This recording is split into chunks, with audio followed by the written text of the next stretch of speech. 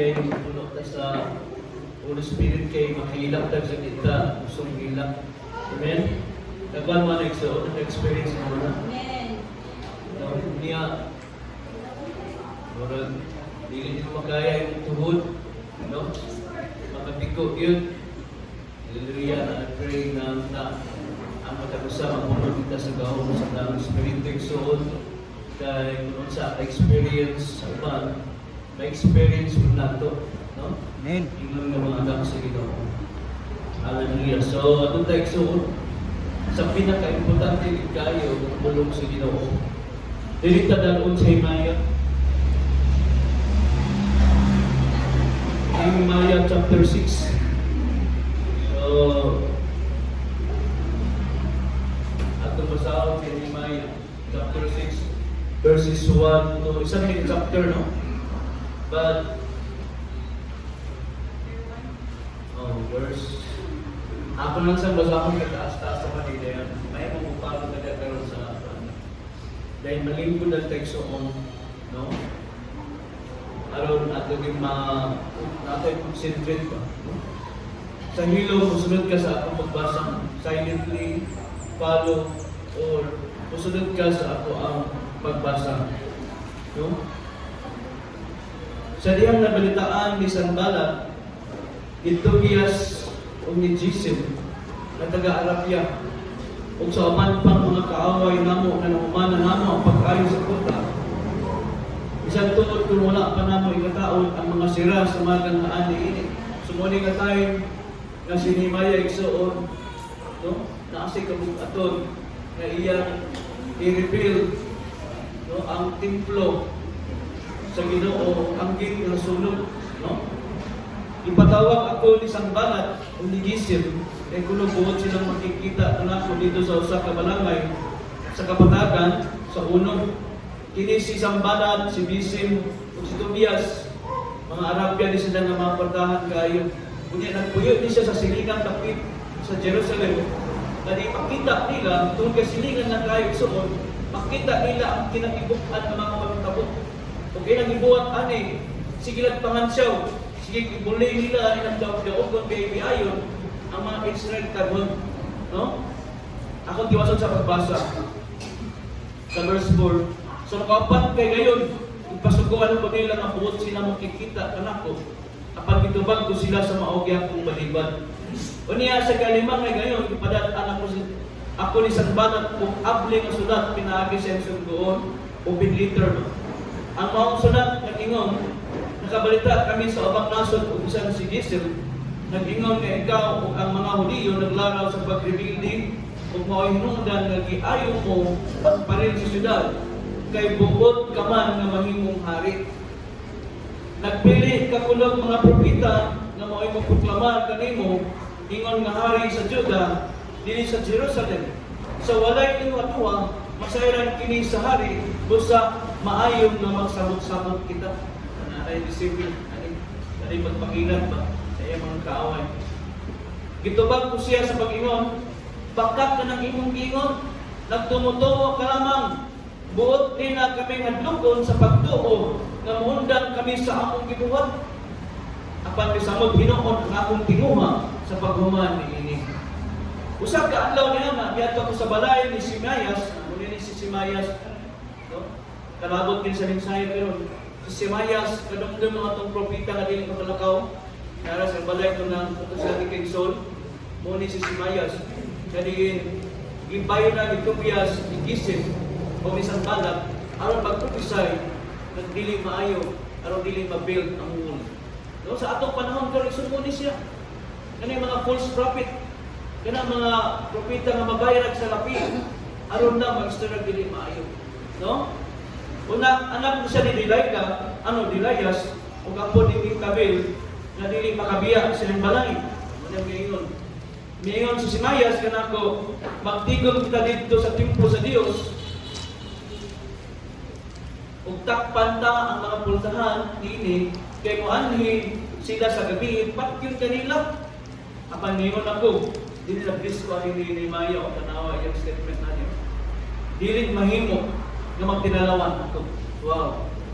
Sa ato pagkistuhan pero mga hello mga kistuhan day pwede na mga dumugag dili may balita mas natin ang mga problema mga pagsulay unya kung talaw kay so tanawa si Nehemiah ato ni siya imo pattern ang iyang desisyon karon di siya dili mahimo na magtinalawan ako nagtuo ka ba nga mutago ako sa templo aron luwas dili ako mo adto ingon siya nasabot nakita ko nga wala siya sugua sa Dios kini probita ba apan nagsulti siya pasinaan bato kanako kay gisuhulan man siya ni Tobias kung isang bala no gisuhulan siya paghatlog kanako aron makasala ako tanawa ay magbantay kita kanya mga false prophet pagstorya di lang maayo ang kita mawala sa pangalagad sa Ginoo amen sa ingon may kapasigara na sila sa pagdaot sa akong ngalan agig pagbiay-biay kanako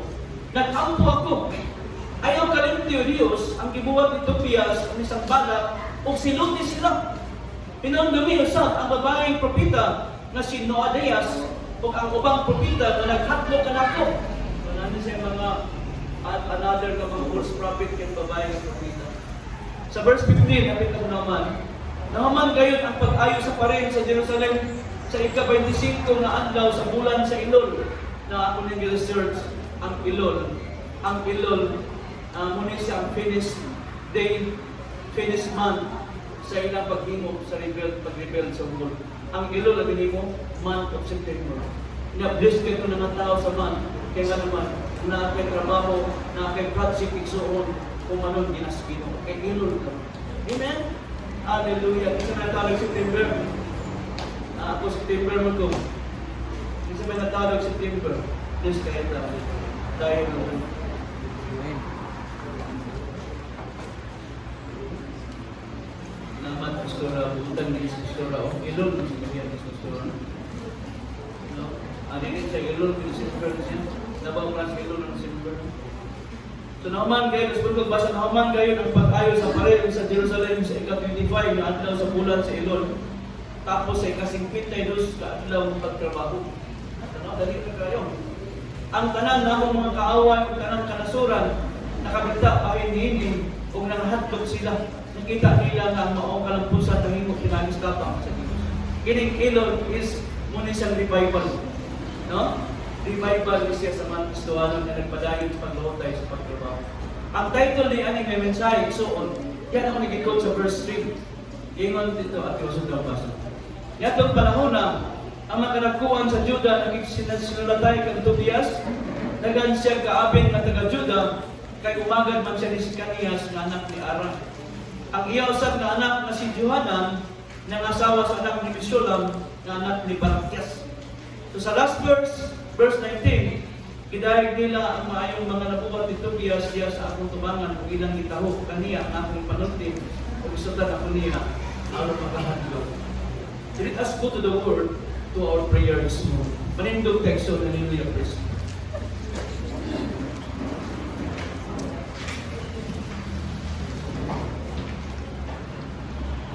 Amahan ang ulamit mo.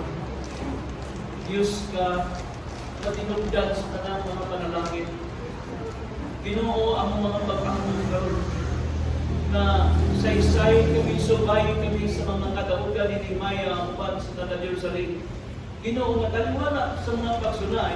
In fact, Lord, grabe ang ilang mga pagsunay, mga problema, mga ang kibuhat sa kaaway nga nag-double time, Lord, just to stop the war. But Father God, tungod sa imong gugma, Lord, wala na tanawa ang mga babag, kundi the hands of God. Ang imong kamot na dako kaayo ng tanaw, Ginoo, nagibugtusan nimo sa imong gugmag kaluoy sa Dios. Ug kana buhata ka na ani nga church, Ginoo. Taliwala na nakoy mga pagsulay, mga problema, mga pagpanginahanglan sa kinabuhi, Ginoo nga among gi-face karon. Ingon nga nag-build kami wall, Ginoo sama ni Nehemiah. Lord, ayaw itugot, tipigi ka na, Ginoo. Sampungi ka na kaninaw makita. Kung dili ako makita ikaw, ang pagkadako ni mong nga Diyos, ang paggamhanan ni mong nga Diyos, nga utapang kanunay sa diyan, amok ang sangpiton, Ginoo. Salamat po Diyos sa mga pag-ampo karong Ginoo, dagaygon ka amahan. Lord, panalangin kini nga mga pulong. Gamitan lamang kini ubos imong alagad o Dios. Hallelujah. Nga Lord, pinaagi sa mga pulong mga mensahe, Lord. Lord, madasig na matagusan, Ginoo. Mupadayon kami sa pagbuhat sa mga bulaton, Ginoo. Lord, mga bulaton, Lord, dili mapugnan sa mga problema, mga pagsulay. Dili mapugnan sa pagkakulang sa mga pinansyal. Lord, kadiyan magbusa kami, buduol kanimo. Lord, malipayon kami pagbuhat sa padayon ngini, Ginoo. Tabangan mo kami, kung mahimo kami madaugon. Na-revival sa matag pamilya, na-revival sa matag usa, Ginoo. Lord, dalaygon ka, mahal. Ibalik mo kami mo karon ang tandong o himaya. In Jesus' name we pray. Amen. So, maling to text.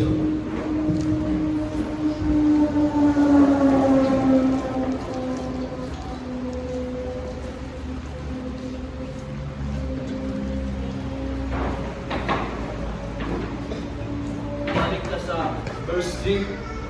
No, ingon ang verse 3 may so balikan ang pagbasa. Ingon si Nehemiah. Ingon siya nga, I sent messengers. No? Ingon din si Nehemiah, I sent messengers, verse 3, to see today that I am doing the great work and can't go down there. I am not going to leave the workshop just to go and see you. So, dini na ito gikuha ang topic anexo sa ating mensahe karon. Staying in the great war. Amen? Staying in the great war. Ining magpabilin bata sa pagpamuhat. No? Taliwala ang sitwasyon sa kahimtang sa itong kinabuhi karon. Taliwala man ay mga hulga. I know ang matag-usak nato na pagpanginahanglan.